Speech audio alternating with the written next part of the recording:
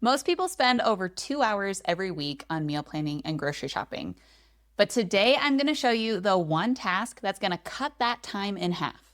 And whether you're brand new to planning or you keep falling off the wagon, this is for you. Because by the end of this video, you'll know exactly what that one task is and how to start using it this week. There are a few things we do that sabotage our grocery shopping trips and make them take way too long. And one of them is backtracking across the store.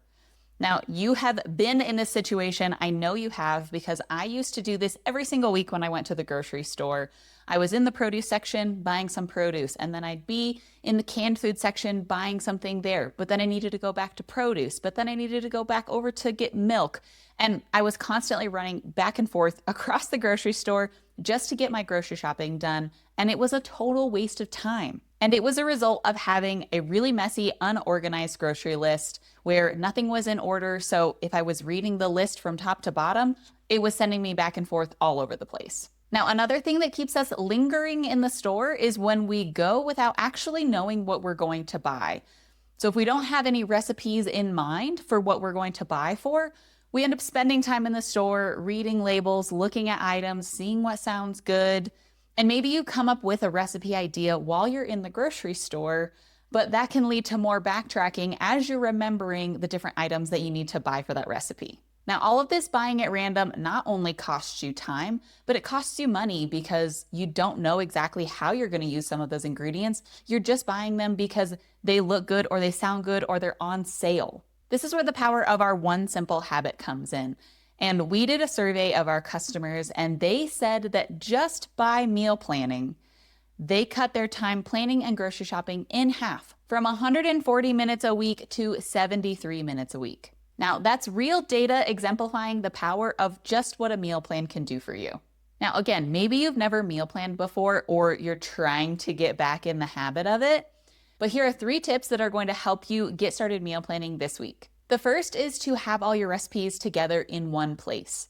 Now, some people like to do this in a binder or a spreadsheet, but oftentimes our recipes end up in cookbooks and Pinterest and Instagram and TikTok and bookmarks on our computer. They can end up all over the place, and it makes them not very usable. So the first tip that I have for you is to get all of your recipes together so that they're easy to find. If you're struggling with the actual meal planning part, I recommend planning around your schedule so that you actually know what kind of recipes you can plan during the week.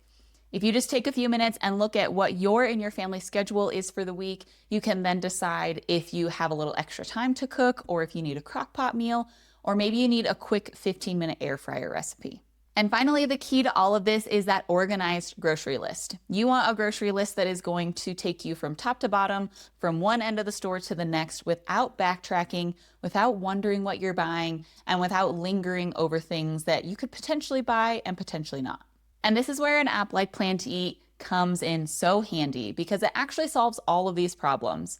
The app itself has a recipe book where you can collect your recipes from all over the internet, as well as any of your handwritten and cookbook recipes. There is a calendar where you can plan recipes around your individual schedule. And the best part is that the app makes a grocery list for you that is organized both by store and by category, so that you can buy the things in the produce that are in the produce all at one time. So while grocery shopping can take a lot of time, it's not actually grocery shopping that's the problem. Showing up without a plan is, and showing up without an organized grocery list is. So now that you know what the problem is and you know what the solution is, you can start saving an hour of your week every single week. If you enjoyed these tips on meal planning and grocery shopping, subscribe to the channel. As always, thank you so much for watching, and I will see you again soon.